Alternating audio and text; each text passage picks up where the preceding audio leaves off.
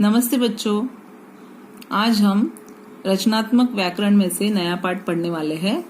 तो सभी बच्चे अपनी पाठ्य पुस्तक और पेंसिल के साथ तैयार हो जाइए। तो बच्चों, आज हमारा नया पाठ है मुहावरे, ये पढ़ने वाले हैं। चैप्टर नंबर 12 मुहावरे। तो आइए देखते हैं। तुमने तो आसमान सिर पर उठा लिया है, मेरा सिर मत खाओ। पिताजी ने आग दिखाई तो मैं चुप हो गया। तुम्हारे पैरों में पंख लगे हैं क्या? तो बच्चों देखो, यहाँ पे लाल कलर से जो आपको लिखा, लाल कलर से जो हाईलाइट किया है, आसमान सिर पर उठा लिया, सिर मत खाओ, आंख दिखाई, पैरों में पंख। ये आपको वाक्य कुछ अटपटे लग रहे हैं ना? तो चलिए देखते हैं। क्या आसमान को कोई सिर पर उठा सकता है? नहीं ना। क्या सिर खाने की चीज है? नहीं। आंख होगी तो दिखेगी। उसे देखकर चुप क्यों हो गए? पैरों में पंख कैसे लगेंगे? हमारे पैरों में पंख थोड़ी होते हैं, पैरों में पंख थोड़ी लग सकते। तो क्या ऊपर की बातें गलत है? नहीं। यह कहने की एक विशेष शैली है जिसे क्या कहते हैं बच्चों? मुहावरा। तो आज हम उसके बारे में अधिक जानकारी प्राप्त करते हैं।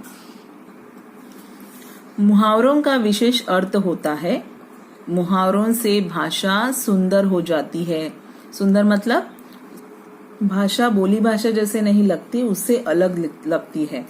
मुहावरे के भाव को समझना होता है जो शब्दों के अर्थ से भिन्न होता है। देखो, मुहावरा ऐसा होता है जो मुहावरे में कहा जाता है वो शब्दशः अर्थ नहीं होता, उसका अर्थ अलग निकलता है।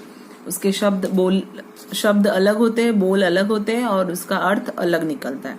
तो साधारण बात को विशेष शैली में कहना मुहावरा कहलाता है। तो आइए आपको मुहावरे की दुनिया में ले चले। पहला मुहावरा कौन सा है?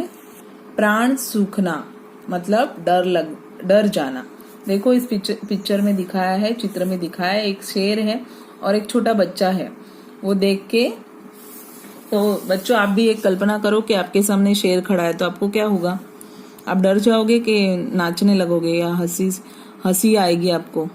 हाँ जी हाँ, आप डर जाओगे, क्योंकि शेर से सब लोग डरते हैं। वो बहुत ही, शेर इंसान के प्राण हर लेता है, ठीक है ना। और उसके ऊपर तो ये जंगली जानवर है, तो उसको देख के हम डर ही जाते हैं। शेर को सामने देखकर रवि के प्राण सूख गए। प्राण सूख जाना मतलब बहुत ही डर जाना, है ना। तो यहाँ पे हमने वाक्य में ऐसे नहीं लिखा शेर को सामने देखकर रवि डर गया, ऐसे नहीं लिखा हमने। उसकी जगह पे कौन सा शब्द, ये मुहावरा का प्रयोग किया है, प्राण सूखना, ठीक है ना।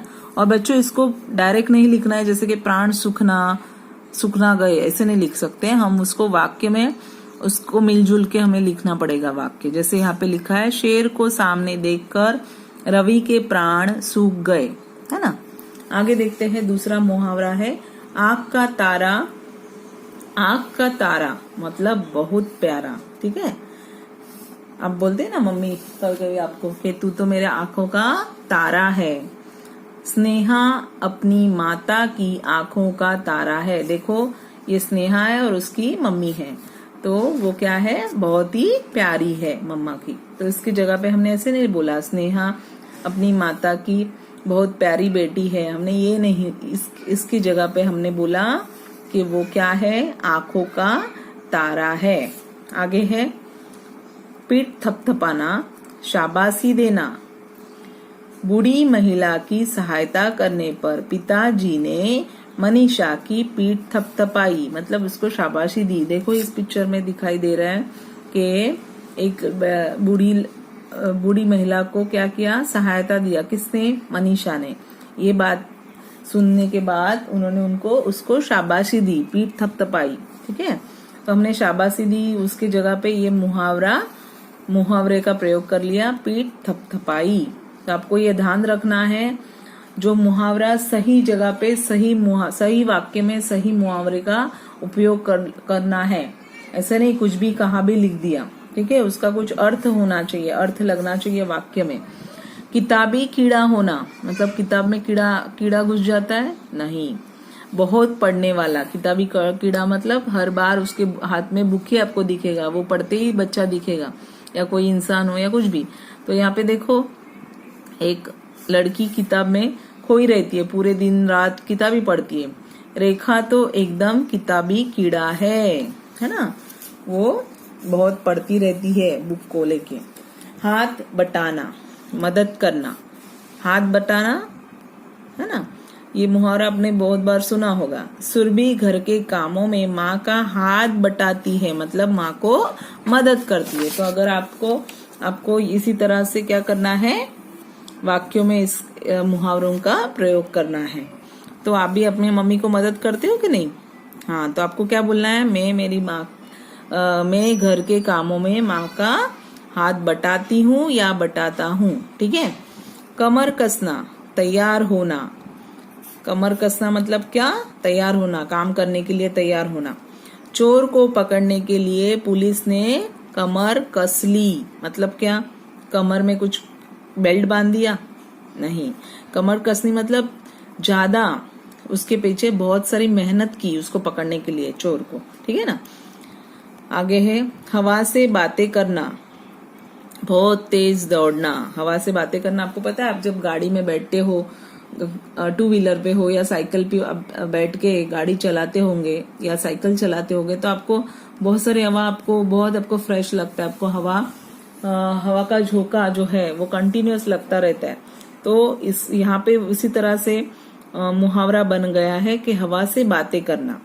तो यहाँ पे देखिए कौन सा वाक्य में प्रयोग किया है। महाराणा प्रताप का घोड़ा हवा से बातें करता था, मतलब बहुत तेज दौड़ता था। उसके जगह पे हमने क्या उपयोग किया, इस मुहावरे का उपयोग करके जो हमारी भाषा है, जो हमारा वाक्य है, उसको सुंदर बना दिया, ठीक है।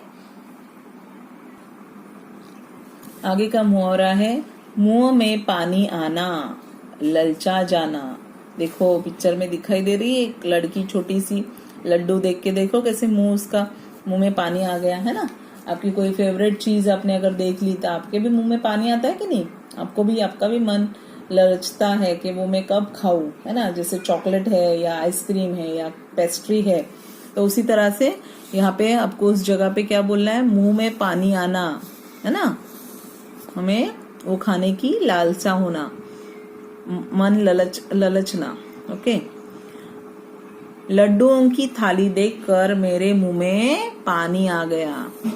तो मन ललचाना या मुंह में पानी आना, ये मुहावरा हम खाने के साथ कनेक्ट होता है, ठीक है ना। तो आपको अभी आइडिया आई होगी कि कौन सा मुहावरा कहाँ उसका प्रयोग करना है। आगे है आंख बबूला होना, बहुत गुस्सा आना, है ना। कभी कभी आप मम्मी का सुनते नहीं तो मम्मी को गुस्सा आता है, टीचर का सुनते नहीं टीचर को गुस्सा आता है। तो क्या होता है वहां पे हमें कौन सा मुहावरे का प्रयोग करना है, आंख बबूला होना। कमरे में सामान को इधर उधर पड़ा देखकर पिताजी आंख बबूला हो गए, मतलब बहुत गुस्सा हो गए। तो फिर गुस्सा होने के बाद क्या करते हैं मम्मी पापा, हाँ डांटते हैं, ठीक है। आगे देखो दांत खट्टे करना, मतलब हरा देना या हराना किसी को, है ना। लक्ष्मीबाई ने युद्ध में अंग्रेजों के दांत खट्टे कर दिए। तो लक्ष्मीबाई ने क्या किया आपको पता है ना। लक्ष्मीबाई झांसी की रानी, उन्होंने क्या किया, अंग्रेजों के खिलाफ युद्ध किया और उनके दांत खट्टे कर दिए, मतलब उनको युद्ध में हरा दिया। तो बच्चों आज हमने क्या सीखा, बात कहने की विशेष शैली को क्या कहते हैं, मुहावरा कहते हैं। और मुहावरे भाषा को सुंदर बनाते हैं और मुहावरे में भाव शब्दों के अर्थ से अलग होता है। ये आपको मैंने पहले ही बताया कि मुहावरे का जो वाक्य होता है उससे जो मुहावरा होता है उसका जो अर्थ होता है वो अलग होता है, ठीक है ना। शब्द से अर्थ नहीं होता है, जो हमने शब्द बताया है वो सेम टू सेम उसका अर्थ नहीं होता है, उसका अर्थ अलग होता है। तो बच्चों आशा करती हूँ कि आपको ये पाठ समझ में आया होगा। धन्यवाद।